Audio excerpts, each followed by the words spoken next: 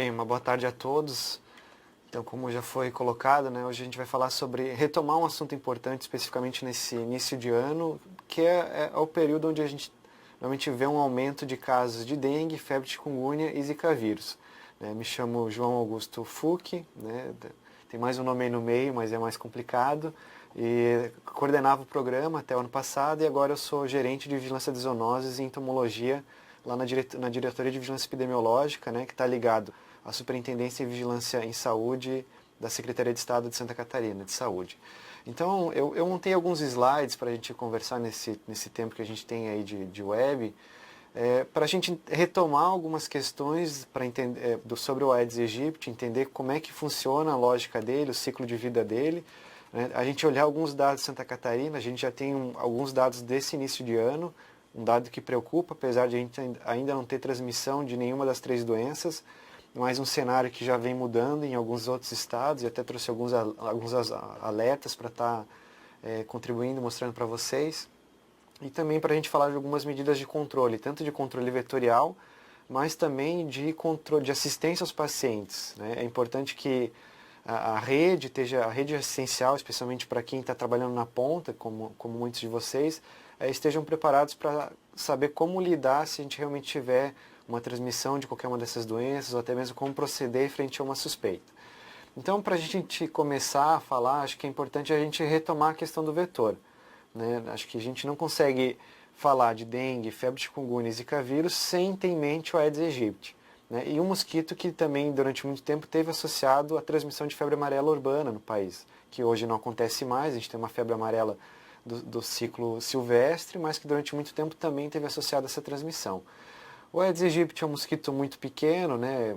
Característico dele as patas brancas, o mosquito amarronzado, tem uma lira no dorso, que é o que destaca ele dos demais, né? Mas algumas características dele, né? Um mosquito originário da África, várias histórias sobre como ele chegou ao país, enfim, o que mais indicativo que ele veio com o tráfico de escravos da África, o mosquito acabou vindo junto, e ao longo desses vários anos ele foi se adaptando muito bem às nossas características urbanas, tanto que é um mosquito hoje que vive somente em área urbana.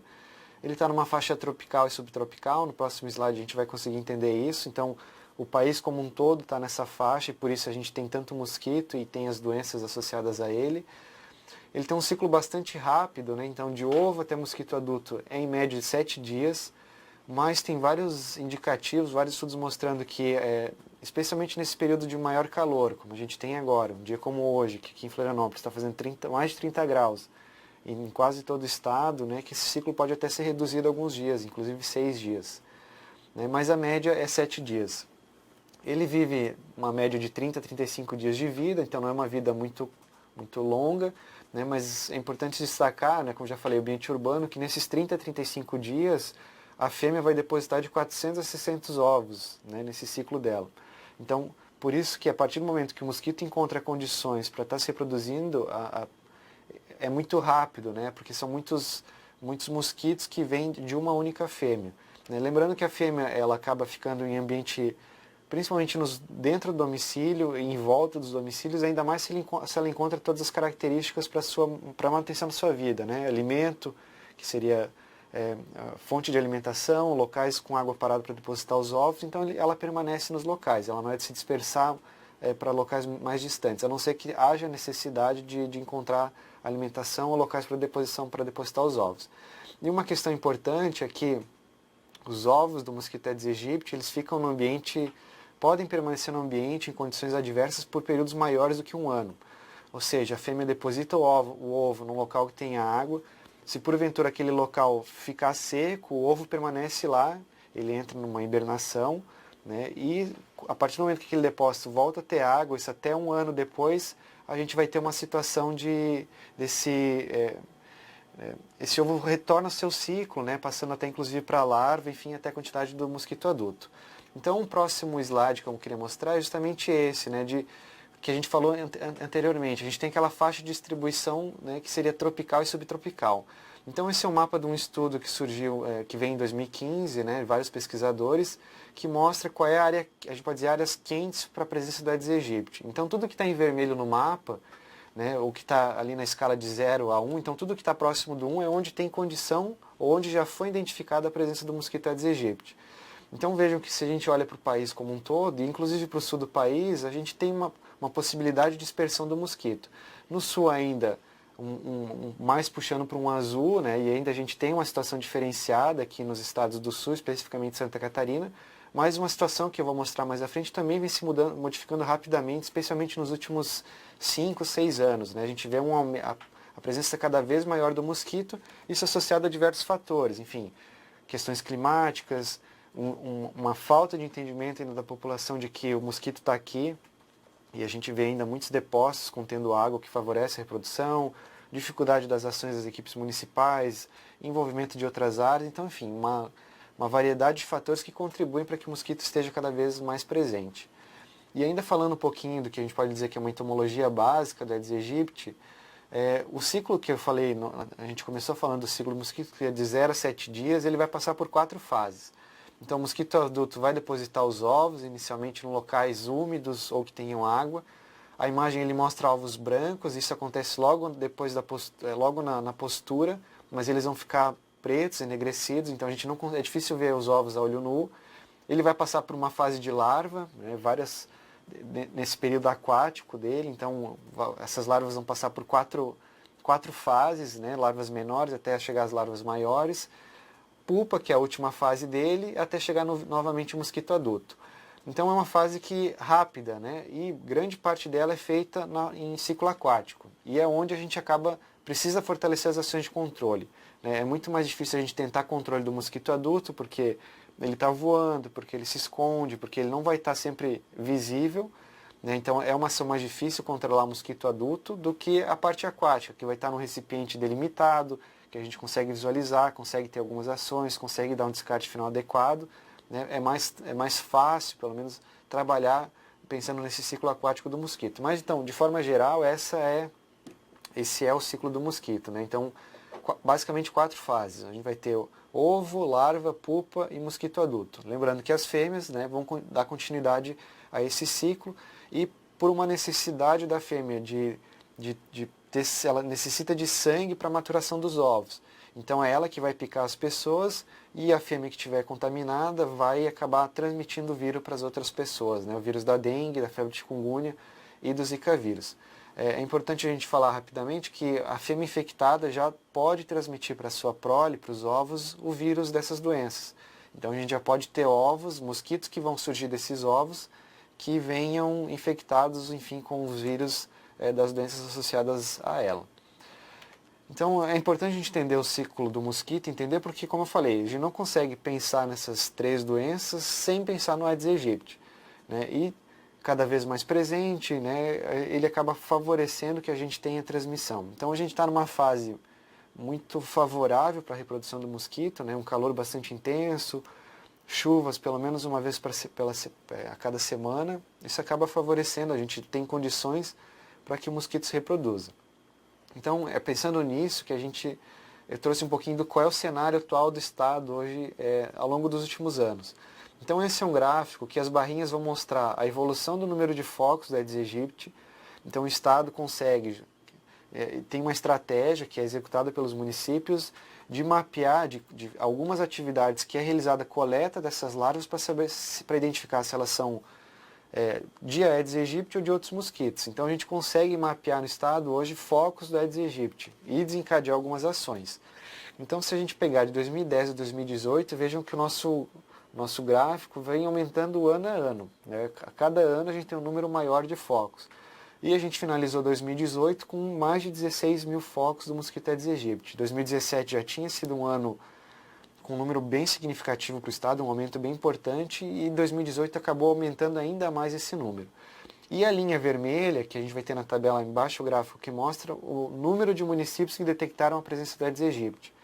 Então também a gente sai de 54 em 2010 para 164 em 2018, um número bastante elevado. A gente vai ver mais à frente que alguns desses municípios a gente chama eles são considerados infestados pelo Aedes aegypti, e a gente tem algumas imagens e vai conseguir entender. Então, desses 64, alguns detectaram focos isolados, conseguiram com uma ação conter esses focos, outros acabaram se tornando infestados, né? E mesmo aqueles infestados continuam ainda monitorando a presença do Aedes aegypti. Então vejam que é um cenário bastante preocupante, né? A gente tem um aumento bem importante, especialmente no final do ano, no ano de 2018, tanto de municípios quanto de número de focos identificados.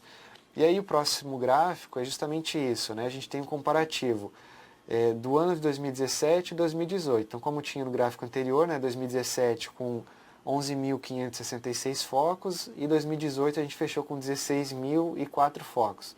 Quando a gente compara os 2 anos, há um aumento ao longo de todo o ano de quase 39% no número de focos identificados. Então, como eu falei, isso mostra um agravamento do cenário aqui em Santa Catarina. A barrinha vermelha é o que está em 2018.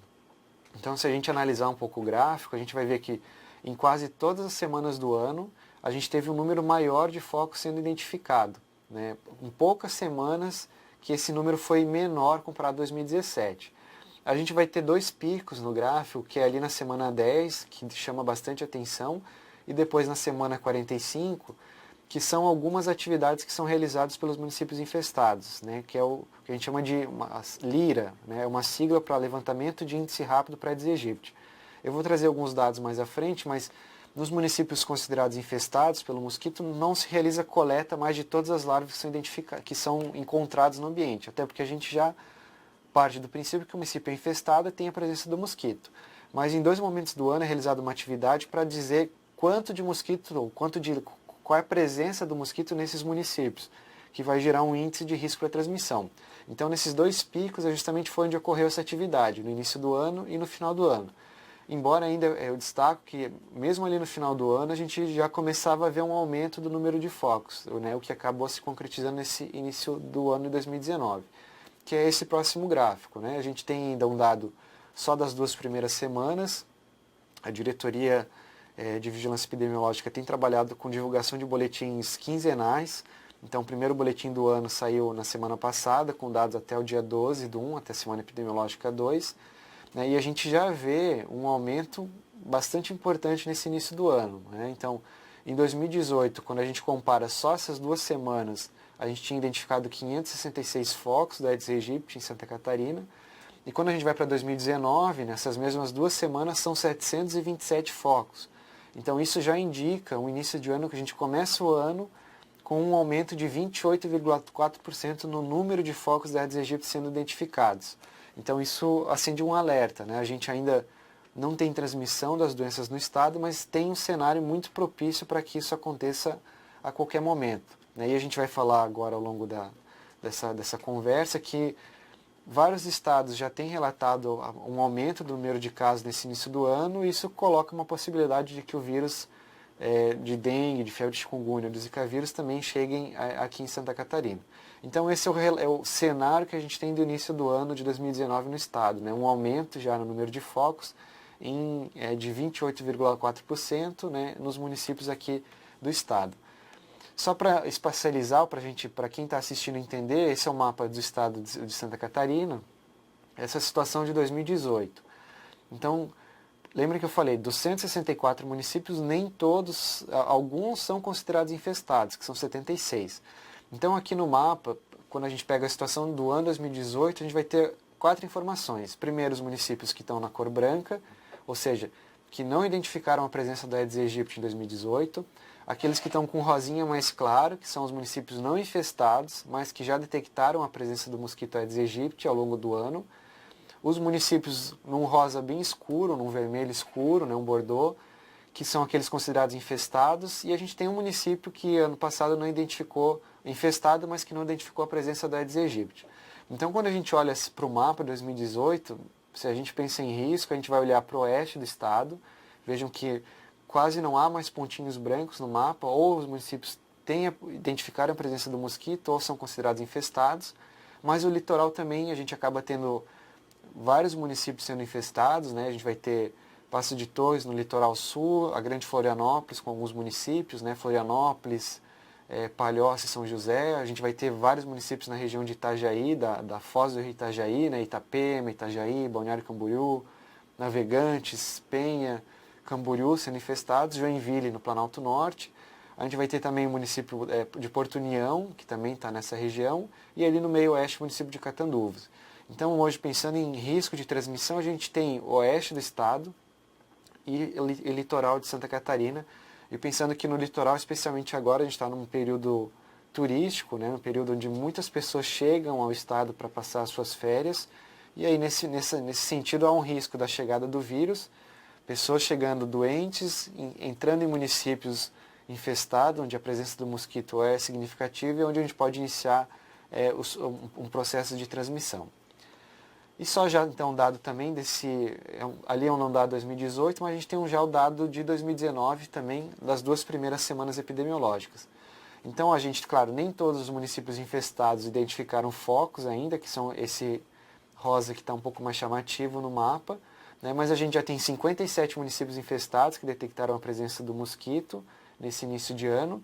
Fora os infestados, a gente tem 18 que não são infestados, mas também detectaram a presença. Então vejam que iniciamos o ano com o oeste, basicamente, né, e litoral, identificando a presença. A gente tem já um acompanhamento diário dos focos que entram. A gente vê vários municípios que até então nunca tinham detectado a presença, registrando a presença do Aedes aegypti nesse início do ano. Então já na semana 3, na semana 4, alguns municípios que ao longo de todo 2018 não identificaram a presença do mosquito e que nesse início de ano já começam a registrar focos. Então isso chama bastante atenção, porque são municípios que começam a ter a presença do mosquito também, e que se as atividades de controle vetorial não tiver um envolvimento intersetorial, não tiver um entendimento da população, são municípios que também podem se tornar infestados, enfim, contribuindo para esse cenário de risco aqui no estado. Falei que a gente ia falar um pouquinho sobre o que é uma área infestada e uma área não infestada, é o que que aparece nas imagens. Então, isso é uma informação que eu tirei do sistema que a gente tem de monitoramento, o sistema próprio do estado, informatizado, em que as equipes municipais informam, né, colocam informações sobre os focos que estão sendo encontrados. Então, a gente vai ter ali uma área infestada, né, então cada pontinho vermelho desse é um foco que foi identificado.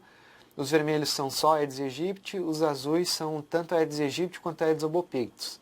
A gente também tem no estado um outro mosquito circulando, que é o Aedes albopictus, que a princípio ele não está associado à transmissão de dengue nas Américas, mas ele tem sido associado à transmissão de febre de chikungunya e de zika vírus em alguns outros países. Não ainda aqui no Brasil, mas é um indicativo de que esse mosquito poderia estar assumindo a transmissão dessas outras 2 doenças. Então aquela área infestada, vejam que a gente tem tantos pontinhos vermelhos, ou seja, tantos focos do mosquito, que a gente já quase não consegue ver mais a área do município, né? Então, isso que a gente diz que é uma área infestada. Quando a gente está falando que o município é infestado, não necessariamente todo município é infestado, mas há áreas, como aquela da imagem, onde tem uma presença maior do mosquito, e é nessas áreas especialmente que a gente tem um maior risco de transmissão, porque a gente tem muito mosquito circulando ali, né? E uma área ao lado, a gente tem uma área não infestada, ou seja, até posso ter a presença do mosquito Aedes aegypti, mas acaba sendo uma presença pontual. Identifiquei um foco, ou até mais de um foco, não necessariamente só um foco, né? Às vezes aparecem outros, mas acaba ficando isolado, a gente não tem a situação como tem na primeira imagem. Então hoje no estado, como eu falei, nós temos 76 municípios considerados infestados, que tem a situação dessa primeira imagem, aqui não representa a imagem de um município, mas serve para entender que quando a gente está falando de infestados, acaba tendo um risco maior de transmissão, justamente porque a gente tem cenários como esse. E uma outra informação que eu acho que é importante a gente estar atento para isso, especialmente para as equipes que estão nos municípios, que é o LIRA, que eu falei inicialmente, né? Então, os municípios infestados realizam em Santa Catarina 2 atividades em 2 momentos, no início do ano e no final do ano, que é esse LIRA, que é o levantamento de índice rápido para Aedes aegypti. Ou seja, as equipes dos agentes de endemias há um sistema do Ministério que vai mostrar alguns imóveis no município, esses imóveis vão ser visitados pelos agentes para que seja realizada a coleta de larvas que vão ser identificadas se são positivas para Aedes ou se são positivas para outros tipos. E aí, a partir das larvas que são positivas para Aedes, a gente consegue fazer um índice de infestação predial, ou seja, dizer se a presença de mosquitos nessas áreas gera um risco de ter transmissão, um alto risco de ter transmissão, um médio ou um baixo risco. Então eu trouxe o LIRA de março e de novembro, então está no mapa os municípios que fizeram com as 3 cores. né? A gente começou o ano com uma situação bem mais complicada, que no Lira do final do ano já modificou um pouco, mas ainda com muitos municípios no que a gente chama de médio e alto risco. Se a gente pegar o Lira de novembro, a gente vai ter mais de 40% dos municípios que tinham médio ou alto risco de ter transmissão de dengue, febre de chikungunya ou de zika vírus, né? Muitos conseguiram diminuir os seus índices, acho que tem um empenho das equipes municipais, um envolvimento de diversas áreas. Acho que a gente tem vários exemplos de atividades que estão funcionando bem, que mostra também um impacto uma diminuição desse índice. Embora também a gente tenha junto aí nessa redução, algumas atividades, enfim, a qualidade da atividade também vai impactar no índice, né? Se eu não tiver uma atividade bem feita, eu acabo tendo um índice pequeno e mesmo assim posso ter transmissão de uma dessas doenças. Mas uma outra, acho que o mais importante do Lira, que eu queria conversar com vocês, trazer essa informação que a gente acaba olhando pouco, o Lira gera, além da presença desse índice de infestação, ele gera uma informação que diz quais são os principais depósitos, os principais recipientes com água, ou seja, recipientes que têm condição para gerar a reprodução do mosquito, que estão sendo identificados no ambiente. Então eu trouxe no que está em azul esses depósitos, as barrinhas azuis são os que foram identificados em março, e em verde em novembro. Né? Dentro do programa de controle, de vigilância e controle da Aedes aegypti, a gente trabalha com algumas classificações de depósitos, então elas estão ao lado ali, né? Que é A1, A2, B, C, D1, D2 e E, ou seja, os depósitos estão englobados nessas categorias. Mas o que eu queria chamar a atenção é que em março, na atividade que foi realizada, foram inspecionados um pouco mais de 45 mil recipientes, e mesmo depois de todo um ano de atividades, em novembro a gente teve mais 78 mil recipientes inspecionados, ou seja, recipientes com água, reforço, que tinham capacidade para que o mosquito continuasse se reproduzindo.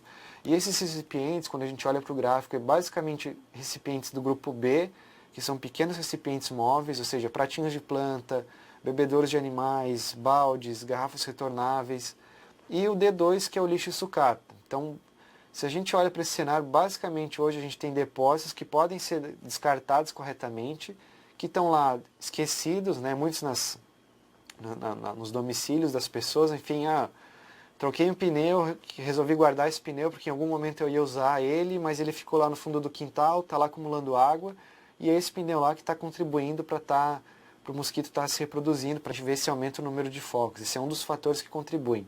Então é importante que a gente olhe para esses principais tipos de depósitos que estão sendo inspecionados e que a gente trabalhe em cima deles, ou seja, a gente tem que reforçar com a população, reforçar a importância de dar o destino final adequado para os recipientes, de estimular a coleta seletiva, de evitar acúmulo do que não é necessário, né, porque a gente ainda percebe que são depósitos que acabam, ainda um dos principais sendo identificados no estado e que acabam favorecendo, né, esse é um dos fatores que explicam esse aumento no número de focos aqui em Santa Catarina.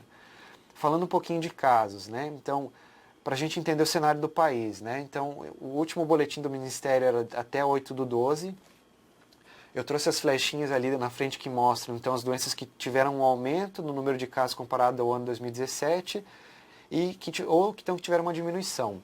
Então, se a gente olhar para a dengue, a gente teve quase 250 mil casos prováveis de dengue no país em 2018, com 141 óbitos.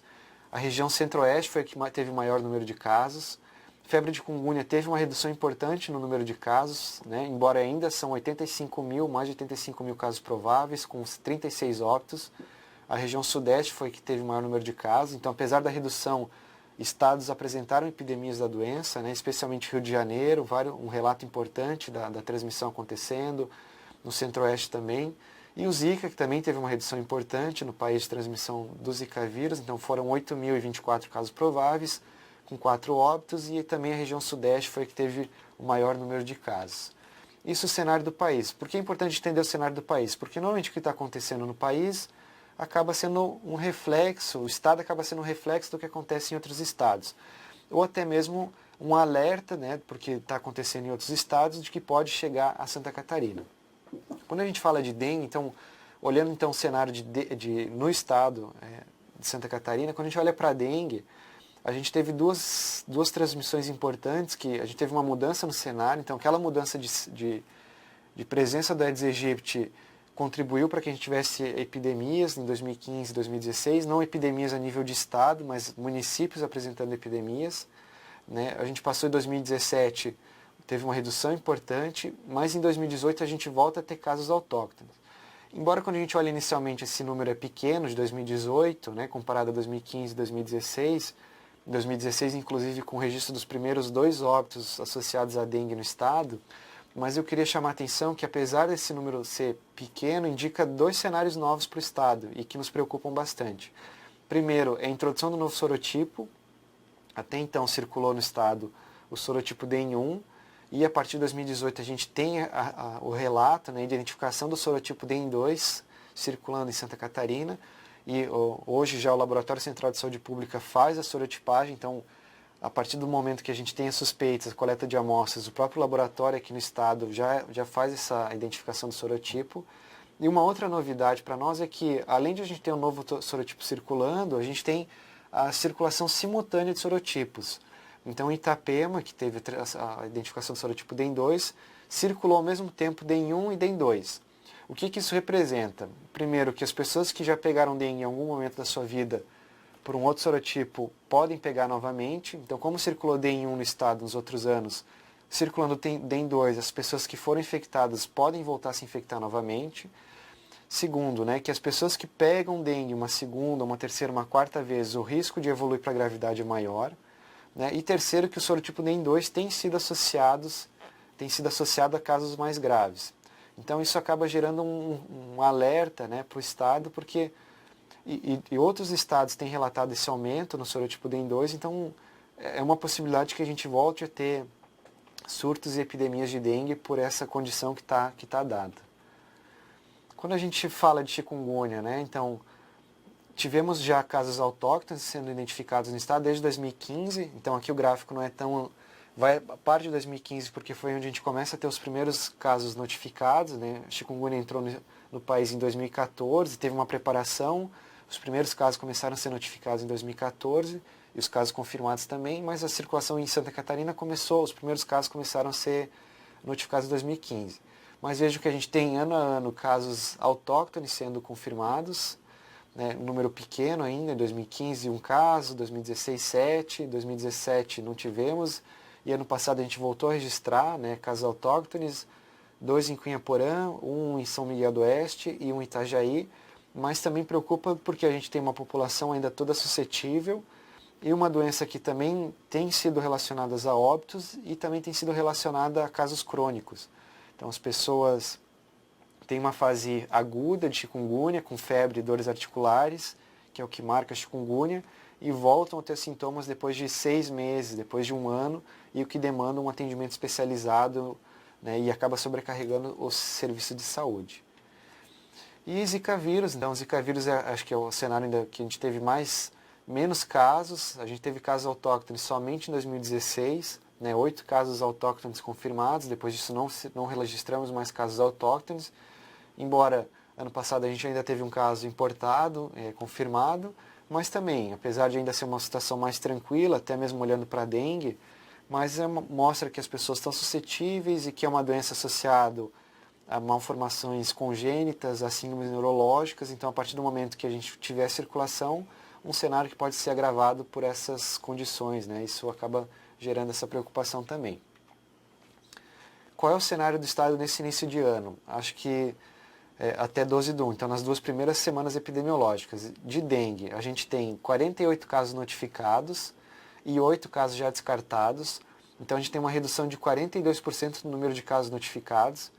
Acho que isso serve como isso serve como um alerta, né, para os serviços de saúde de que a gente pode estar não suspeitando de casos que surjam, então é importante atenção, que a rede esteja sensível, esteja atenta a casos suspeitos, para que a gente não tenha uma baixa suspeição e aí por isso não detecte inicialmente uma transmissão e quando verde já está tendo muitos casos.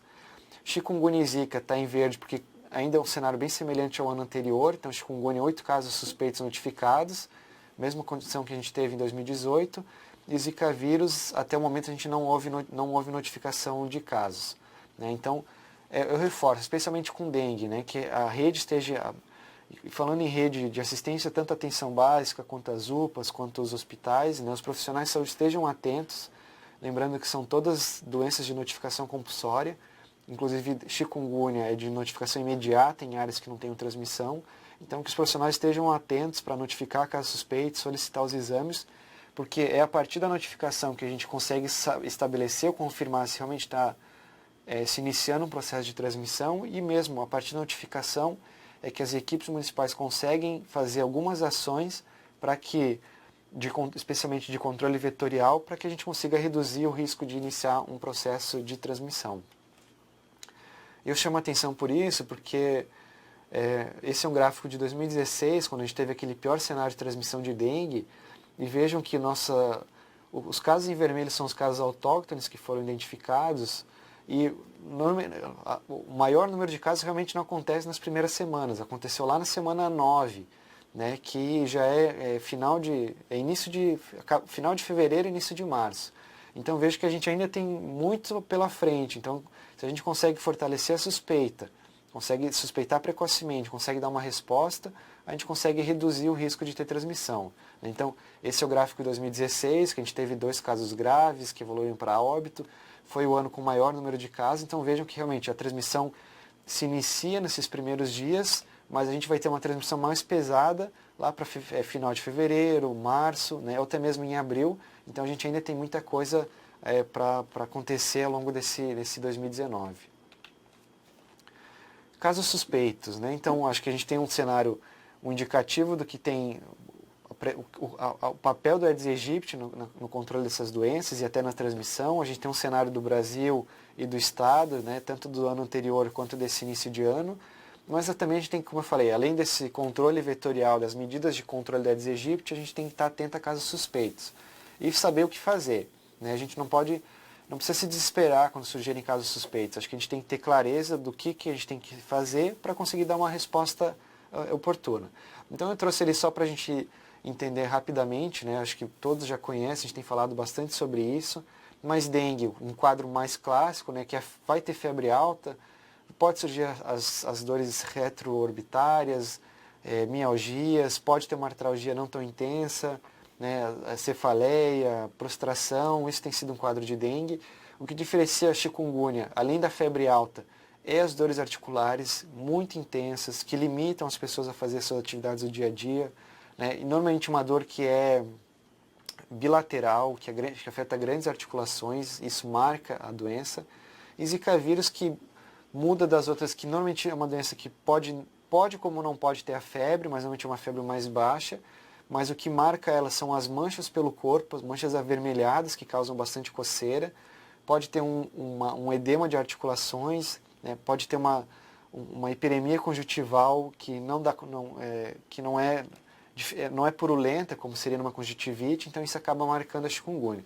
Então, na suspeita de uma dessas doenças, notifiquem, são doenças de notificação compulsória, busquem informações com as vigilâncias epidemiológicas dos municípios. A gente tem no site da DIV, eu vou mostrar no final, protocolos de vigilância epidemiológica, né? Há o guia de vigilância em saúde do Ministério da Saúde, que mostra o que fazer, mas a gente tem protocolos baseados nesses guias para a realidade do Estado e com informações mais simples, então o que fazer, para onde encaminhar as amostras, como deve ser notificado, então é importante estar atento a isso. E além da suspeição, então acho que esse é um primeiro passo, a gente está atento, está sensível para suspeitar dos casos, mas é saber como manejar esses casos. E aí a gente tem os fluxogramas de classificação de risco e manejo clínico. Então, o primeiro que tem ali é de dengue e zika, então vai ser o mesmo manejo para dengue e para zika, e outro para chikungunya. A gente acabou fazendo esse manual impresso também, apesar de ele estar disponível online no site da DIV, né, mas é importante que, se por acaso o serviço de saúde não recebeu ainda esse material, converse com os municípios para que saibam se não chegou na vigilância epidemiológica, ou até mesmo solicitem as gerências regionais de saúde, ou até mesmo a DIV, para que esse material, a ideia é que eles estejam na mesa dos profissionais de saúde para saber o que fazer. E aí eu queria chamar a atenção só rapidamente para dengue e zika. Então, no próprio guia de manejo, nesse fluxograma, ele já vai indicar o que é um caso suspeito de dengue, o que é um caso suspeito de zika, e ter atenção para os sinais de alarme e para os sinais de gravidade, né? Então ali ele já vai dizer, ele divide em 4 grupos, dengue e zika, né? Grupos que não têm risco, grupos que já têm algum sinal de alguma condição especial, sinais de alarme, que já demanda uma assistência melhor, mais especializada, e o grupo D, que já demanda hospitalização, inclusive até necessidade de UTI. Tá? Então, o grupo inicial ali, o grupo A e B que poderiam ser manejados na atenção básica, né, já vai ter no próprio fluxograma indicativo de quais exames solicitar, como proceder, mas eu queria chamar a atenção que quando a gente fala de dengue, zika, até pode incluir chikungunya nesse grupo, que o paciente que tem uma suspeita dessas doenças deve ser orientado a se hidratar. Hoje, basicamente, o manejo clínico de dengue e zika é hidratação e tratamento sintomático. E eu só queria chamar a atenção que quando a gente pega, por exemplo, um grupo A, um paciente com 70 quilos, pelo fluxograma o paciente tem que ser orientado a ingerir por dia 4,2 litros de água. Claro, não tudo de uma vez só, isso dividido ao longo do dia, mas vejam que é uma grande quantidade de água. Então atentem para isso, né? Que o paciente tem que estar bem orientado. Já na sala de espera, a partir da suspeita, já ser orientado a tomar água, para que seja mesmo fornecido água ao paciente e que ele saia com a orientação correta do serviço da quantidade de líquido que ele tem que ingerir. Né? Porque a orientação de só ingira bastante líquido vai ser diferente para cada pessoa, vai entender de uma maneira. Tá? Então isso é importante, isso acaba evitando que os casos evoluam para a gravidade, né, até um desfecho desfavorável. Então a hidratação é muito importante na suspeita dessas doenças como manejo clínico. Outro material importante é o cartão de acompanhamento, também disponível online, mas a gente também tem cartões que podem ser distribuídos, que é justamente um cartão de paciente que é suspeito, ele tem que fazer alguns acompanhamentos. Então no cartão vai ter informações básicas daquele paciente, se ele um hemograma inicial, se ele tem, como é que está o nível de plaquetas, qual era a pressão dele, né, orientação de hidratação, se tinha algum sinal de alarme, porque o que pode acontecer é que o paciente vai voltar para um acompanhamento, mas ele também pode ser direcionado para um outro serviço. Ao ser direcionado para outro serviço, isso aqui serviria como uma referência, ou seja, tem informações básicas do paciente para que o profissional que vai atender ele já saiba qual era o quadro inicial, o que estava acontecendo com esse paciente com suspeita de dengue. Né? Por que isso também? Né? Porque quando a gente olha para a evolução clínica laboratorial de dengue, o paciente vai ter um quadro inicial, isso está no guia de manejo clínico do Ministério, então ele vai ter um quadro inicial com febre alta, né, que vai marcar com as dores, mas ali pelo terceiro, quarto dia, tem um período em que a febre baixa, e é onde a gente pode ter evolução para a gravidade, ou seja, a pessoa se sente um pouco melhor, porque tem uma redução da febre, mas vejam que é justamente nesse período que a gente vai ter uma redução um aumento do hematócrito e uma redução das plaquetas. Aí a pessoa se sente melhor, para de ingerir líquidos e é onde pode evoluir, apresentar sinais de gravidade. Então isso é importante atenção, né, que o paciente seja alertado para isso, que ele pode ter, depois de alguns dias, uma melhora do quadro, mas que ele mantenha se hidratando, que ele esteja atento a sinais de alarme, né, uma dor abdominal muito forte, vômitos intensos, um desmaio, porque isso é um sinal de alarme e o paciente tem que retornar para o serviço de saúde para acompanhamento. Para a febre de chikungunya, o fluxograma é um pouquinho diferente, né? Então só eu chamo a atenção para o fluxograma de chikungunya para os grupos de risco, né? Gestantes, idosos, crianças menores de 2 anos, e também estar atento a sinais de gravidade, né? Que já indicam internação. Então tem que estar atento para isso. O fluxograma, de um lado, ele tem dengue e zika, e do outro lado ele tem chikungunya. Então, como eu falei, a ideia é que os fluxogramas estejam nos consultórios, né, dos profissionais de saúde, para que, na suspeita de uma das 3 doenças, a gente consiga manejar elas, e aí para chikungunya eu alerto para isso, né, para os grupos de risco e também para os sinais de gravidade que podem aparecer. Falei, a gente tem um cenário tranquilo ainda aqui no estado, né, como ainda não temos transmissão autóctone de casos de dengue, chikungunya e zika vírus nesse início de 2019, mas eu trouxe para vocês alguns alertas que a gente recebe através do e-mail, pelo Promed, que indicam já, isso são todas notícias desse ano, alguns estados que já estão relatando aumento no número de casos, e o que pode refletir aqui em Santa Catarina. Então, ali uma notícia do Paraná, do início do ano, né, que já havia um aumento de 66% nos casos de dengue. Espírito Santo, né, que já tinha mais de 100 casos de dengue nesses primeiros dias de 2019. Tocantins também, né, um aumento importante, 715% de aumento nos casos de dengue notificados nas 2 primeiras semanas. Hoje até acabei lendo uma notícia no São Paulo, também tem relatado um aumento do número de casos na região norte e nordeste do estado lá, também associado ao sorotipo DEM2, então isso só reforça o alerta, né, para as medidas tanto de controle vetorial, de orientação à população, como para suspeição e manejo clínico dos pacientes. Então isso serve como um alerta, como uma atenção. E aí falando rapidamente, né, isso eu acho que eu reforço em todas as webs que a gente já conversou, que são as medidas de controle, o que está orientando para a população.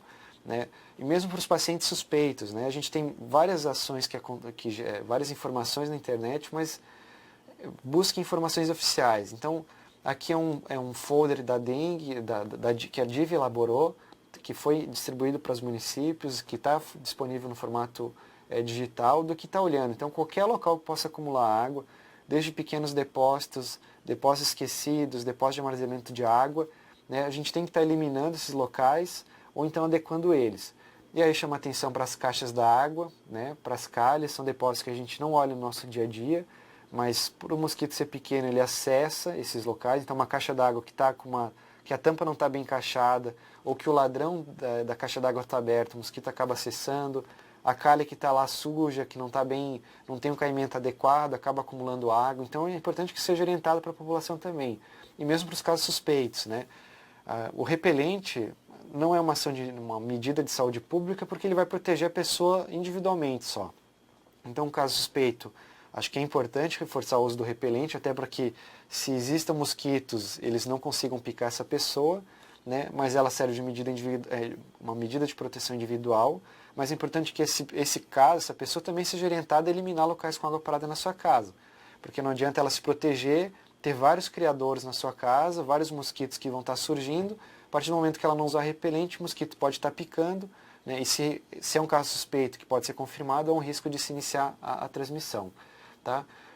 Alerta também, né? Bromélias. Muito se falou das bromélias, de que bromélia não é um problema, que ela não serve, o mosquito não consegue acessar porque ela tem uma substância química, mas a gente tem visto focos sendo identificados em bromélias aqui no estado, especialmente quando a gente tem um aumento nas infestações, há muito mosquito, eles acabam disputando criadouros e aí eles vão procurar as bromélias também.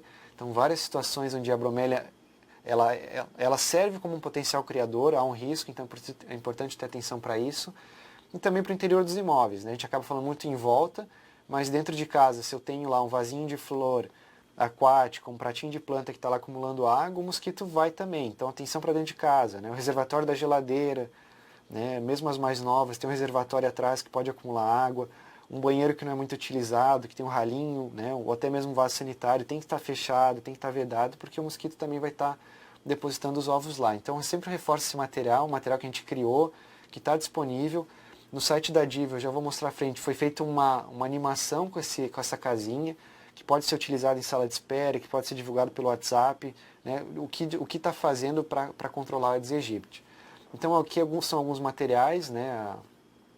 A comunicação, a equipe de comunicação da diretoria montou vários materiais ainda no ano passado, já está montando novos esse ano, que é o que a gente chama de cards. Eles estão disponíveis para serem usados por vocês, então entrem no site da DIV, usem esse material para fazer alertas, para divulgar para a população, para divulgar para os grupos, em grupos de WhatsApp, para divulgar na sala de espera. Então tem vários cards chamando a atenção de alguns locais para a gente estar atento. Né? Os folders, como eu já falei, também estão disponíveis lá para serem acessados. Então a casinha sai desse primeiro folder. Né? Tem um outro folder voltado para empresas. Enfim, tem uma legislação estadual que obriga as empresas a estarem se mantendo cobertura em locais que possam acumular água. Então a gente também pensou no material para esse público. Né? E o site da DIV. Então, todas as informações estão no site da DIV. Eu reforço, busquem as informações oficiais. Então o site está descrito ali em cima, né? div.sc.gov.br. Tem um outro site que chama dengue.sc.gov.br, então com informações mais gerais, mais voltadas para a população, mas também pode ser acessado, né? No site da DIV há informações tanto para profissionais de saúde quanto para a população. Né? E aí eu queria chamar aqueles... eu destaquei aqui na imagem, então ali em doenças e agravos, vocês conseguem acessar todos os materiais técnicos, protocolos de vigilância epidemiológica, fluxogramas de risco, de classificação e manejo clínico dos pacientes com suspeita de dengue, orientações sobre o SINAM, Então basta clicar ali, acessar a doença que tem interesse e ter essa informação.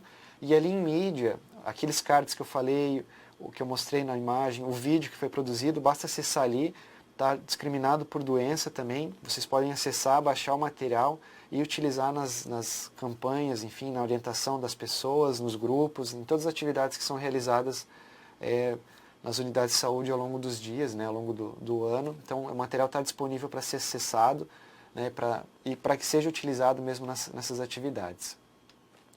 E aí um lembrete para a gente acabar, né, o meu último slide já. Acho que a gente também fala bastante, mas vacina, né, há uma vacina disponível para dengue, mas com várias restrições, inclusive já pela Anvisa, né, que ela não pode ser utilizada em pessoas que não contraíram dengue nenhuma vez. E ela também não tem ela não fornece imunidade alta contra todos os sorotipos da doença, especialmente contra o sorotipo D em 2, a imunidade varia de 40% a 50%. Então, ainda a vacina não resolve nossos problemas, tem várias restrições para o uso dela, uma vacina que precisa de 3 doses.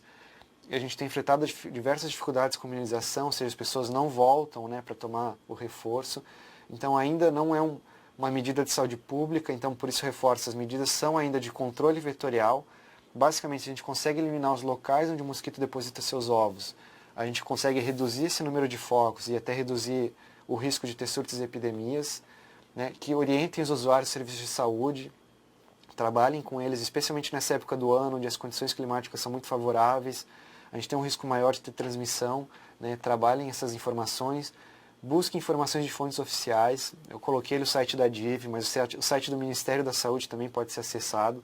Cuidado, né? Hoje num tempo de redes sociais, de internet, rola muita informação, surgem muitas informações prometendo resolver problemas e pelo contrário, a gente tem visto muitas situações que servem para agravar essa condição do Aedes aegypti, né? Então, a armadilha caseira pode acabar favorecendo a reprodução do mosquito, a crotalária não resolve o problema, né? Então, cuidado, busquem informações de fontes oficiais, estejam atentos a casos suspeitos para fazer uma suspeita precoce, porque é em cima disso que a gente vai ter o desencadeamento de algumas ações, né? E ao identificar casos suspeitos, então atenção, usem o fluxograma de manejo clínico e classificação de risco, né, para estar atendendo esses pacientes, para estar dando os melhores encaminhamentos para eles quanto à hidratação, quanto à necessidade de solicitação de exames, de acompanhamento, para que a gente evite casos graves e óbitos, né? Como eu falei, tivemos já 2 óbitos por dengue em Santa Catarina, um paciente bastante jovem, então isso preocupa, né? São pessoas que estão bem de saúde, que acabam contraindo uma dessas doenças e podem evoluir para óbito se a gente não tem um manejo clínico adequado. Enfim, é isso que eu queria trazer para vocês, serve como, acho, uma atualização das informações, como um reforço do que a gente tem de dado, né, e de medidas para estar fazendo, especialmente nesse início do ano, onde, como eu falei, o risco é maior. Então, fico à disposição se alguém tiver alguma pergunta, alguma dúvida, para a gente estar conversando aí nesses minutos que restam. Obrigado. Temos uma pergunta aqui de Joinville. Essa vacina está disponível na rede pública? Não, é uma vacina que não está disponível na rede pública, justamente porque já há alguns estudos do Ministério também para saber da viabilidade de implantar ela ou não, e que até o momento não se mostrou interessante, né? Como eu falei, ela não fornece uma imunidade alta contra alguns sorotipos, não pode ser aplicada em pessoas que ainda não contraíram a doença, então ela só está disponível na rede privada, né? Não tem ainda a vacina na rede pública. Embora eu tenha, adiantando, tem um estudo bem interessante uma vacina em teste pelo Instituto Butantan em São Paulo, que está na última fase de testes agora, que se mostra bastante promissor. Então a gente também tem que aguardar uma vacina a princípio de dose única. Talvez a gente tenha aí pela frente uma vacina melhor e até disponível em rede pública. Embora, lembrando que a gente está falando de dengue, né? A gente ainda tem chikungunya e zika vírus. Então, a gente tem vacina hoje, uma disponível que não é tão boa assim, uma outra que talvez está por vir, mas a gente ainda continua tendo outras doenças e as medidas de controle ao Aedes aegypti continuam sendo importantes. Em quais meses que começam a aparecer com mais frequência as doenças nas pessoas? Na verdade, os meses acaba sendo no início do ano, final do ano e início do ano. Então a gente pega dezembro, janeiro, fevereiro até abril. Não necessariamente que vai acontecer só nesses meses, né? A gente pode ter casos acontecendo o ano todo, mas especialmente nesses meses a gente tem uma condição climática muito favorável à reprodução do mosquito. Então que a gente vê um aumento no número de focos nesse período e esse aumento do número de focos acaba gerando condições para ter transmissão de dengue, febre chikungunya e zika vírus. Então a gente está numa fase, num período do ano que há um risco maior por causa da presença do mosquito, né? A gente tem uma condição climática favorável a ele, embora a gente pode ter casos ao longo de todo o ano, né? A gente já viu, por exemplo, casos acontecendo em julho, em junho, julho, né? E mesmo o país relatou em outros estados casos acontecendo fora dessa época sazonal. Mas o maior número justamente é nesses nos primeiros meses do ano. Porto Seguro pergunta se com a implantação da vacina, isso não faria com que a população relaxasse aí com as medidas de prevenção. O que você acha, João? A gente tem que trabalhar com conscientização também, né? Justamente, como eu falei, não adianta a gente ter vacina para dengue, mas a gente vai continuar tendo chikungunya e zika vírus. Então, acho que a vacina vem para somar esforços, mas não elimina as outras medidas. Então, a gente vai ter que trabalhar também com campanhas de comunicação nesse sentido, né? De reforçar de que, a partir do momento que a gente tiver uma vacina disponível em rede pública, as medidas permanecem, porque a gente tem outras doenças e até, estamos falando de 3, mas o Aedes aegypti pode transmitir outras doenças, né? Outras arboviroses. Então, tem que manter essas ações de controle do Aedes aegypti, né? As medidas para evitar locais com água, e não só com a população, mas com outros órgãos também, né? Saneamento básico, enfim, acho que tem que ter uma discussão intersetorial, mas eu vejo que a gente tem que criar campanhas, enfim, orientação à população, conscientização para que com a entrada de uma vacina a gente não tenha um esquecimento, um relaxamento dessas outras ações que vão continuar sendo importantes. Ok, não, acho que agradeço a participação de todos, né? Me coloco à disposição também a diretoria de vigilância epidemiológica e também as nossas equipes regionais, né? A gente tem hoje equipes em todas as gerências de saúde capacitadas para dar apoio aos municípios, então também são uma referência. Reforçando o alerta mesmo, acho que é um período do ano muito propício, a gente já viu isso no aumento do número de focos, então apesar de não ter transmissão, isso pode acontecer a qualquer momento, então é importante a mobilização de todos, né, nas ações de controle vetorial, na suspeição de casos e reforçar também, acho que a divulgação de informações é importante, né? A gente acaba falando muito de televisão, de redes sociais, mas as rádios ainda as pessoas acabam ouvindo muito ainda, então procurem as rádios para divulgar as informações, as escolas, né, para que as pessoas estejam bem orientadas, também saibam o que fazer, para a gente evitar medidas que não contribuam para o controle do vetor, reforce essas ações também, acho que é uma forma de a gente tentar diminuir os focos, diminuir o risco de ter, né, um possível surto ou até mesmo uma epidemia aí nos próximos dias, no próximo mês de dengue, chikungunya e zika vírus. Então, agradeço mais uma vez a participação de todos, fico à disposição, né, e desejo uma boa tarde para todo mundo.